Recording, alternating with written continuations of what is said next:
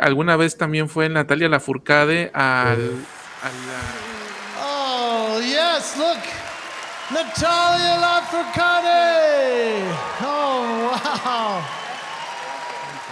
Entiendo que cuando se piden este tipo de registros, tú eres el que hace eso, esa Sí, investigación, ¿sí? sí. Yo vi cuando le entregaron este libro a Natalia Lafourcade en el Rustec y se echó a llorar, literalmente se echó a llorar y dijo, esto lo va a valorar mi hermana, sobre todo mi hermana, dijo, sobre todo lo va a valorar mi hermana. Entonces, Sí. este sentimiento, ¿por qué sientes tú que les llega tan profundo el que los conectes a su árbol familiar, Rodolfo? Pues porque es eso, o sea, la sangre te llama, no hay otra. Podemos llamarle de mil maneras, pero cuando tú tienes el deseo de buscar y no encuentras, y otra persona que no es nada de ti lo encuentra, y lo empiezas a leer, llena tu corazón, se te quitan dudas y te agrega valores. En el caso de Natalia fue muy simpático porque yo hablé con su mamá. ¿Tú también lo hiciste? Fue una colaboración con la Biblioteca del Lago Salado, pero el 90% lo hicimos nosotros. Yo hablé con su mamá y pues yo le dije, miren, mi nombre es Rodolfo Derbez y sabe que su hija va a ir a un evento de mi compañía donde yo trabajo. Nosotros nos dedicamos a hacer árboles familiares, árboles genealógicos.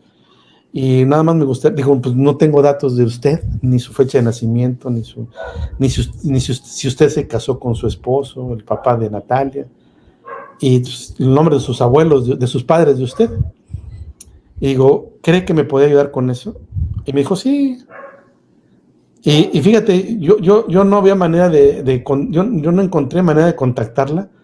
La encontré porque tiene una academia de música en Veracruz y tiene una página de Facebook y en la página yo la encontré a ella y le hablé ese teléfono. Encontré porque pues, a Natalia no era muy complicado en esos días porque iba a estar en los Grammys.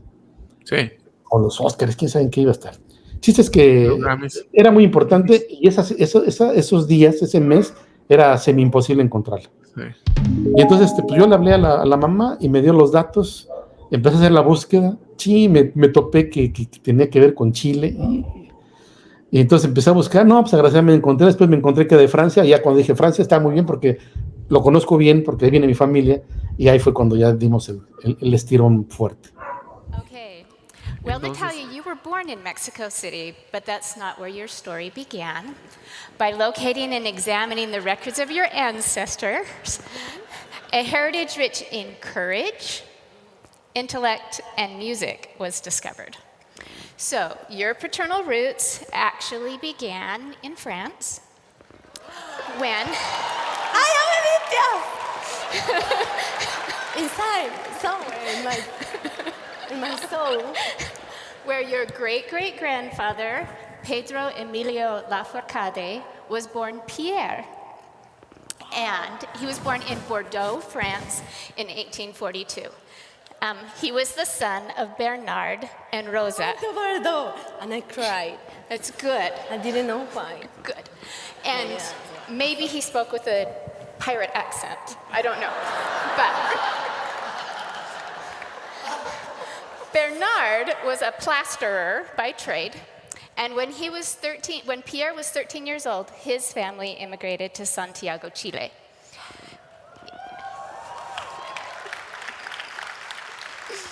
Gaston was forced to flee Santiago when a military coup overthrew the government of Salvador Allende.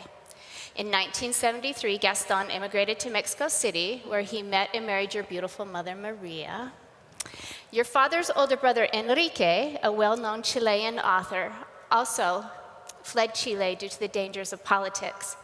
In 1984, after courageously publishing an article critical of the military regime in Chile, his Santiago bookstore was raided by police. He fled to the Argentine embassy, where he was granted political asylum and allowed to leave the country for Buenos Aires. Now to your maternal side. Your third great-grandfather was Prisciliano Silva Briviesca, and he was born in Michoacán, Mexico. Prisciliano and Matilda's son, Jose Silva Chavez, may have been one of the earliest musicians of the family. At the time of his marriage in 1919, in Morelia, he listed his occupation as a music professor. In the 1930 census, the family had grown to include 3 children. And they're talking, can you see them? Okay. The family later moved to Mexico City, where Jose was known as a man who dedicated his life's work to music, died at the age of 62.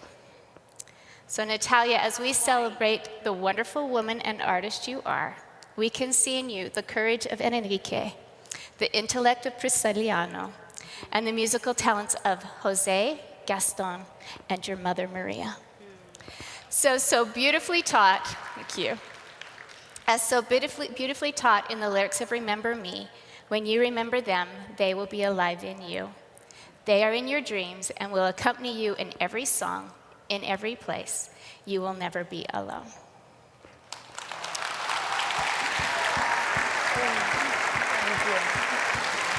So, here is a book that has all of your My sister is not going to believe this. We've been hours having conversations, drinking a lot of wine, trying to figure out what happened. Thank you. You're welcome. Qué gran anécdota acabamos de escuchar. ¿Te gustaría saber sobre experiencias similares?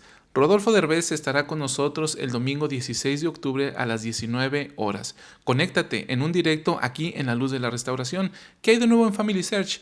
¿Cómo puedes participar en Expo Genealogía? Te esperamos.